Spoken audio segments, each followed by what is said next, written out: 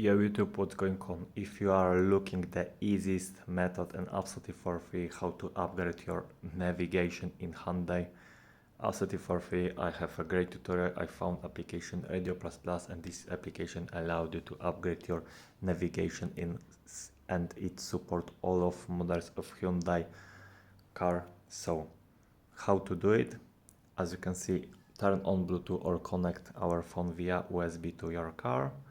Of course, you must get the network connection. The next step is press button update, and now that's it. Way to finish this process. After complete, our navigation in Hyundai will be upgraded.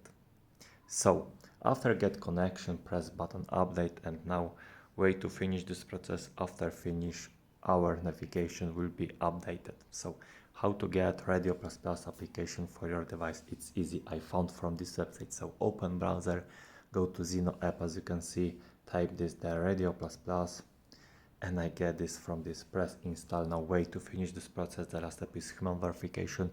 Follow all instructions. After complete every step for your device will be download and install for Android or iOS device Radio Plus Plus. So enjoy and thank you for watching.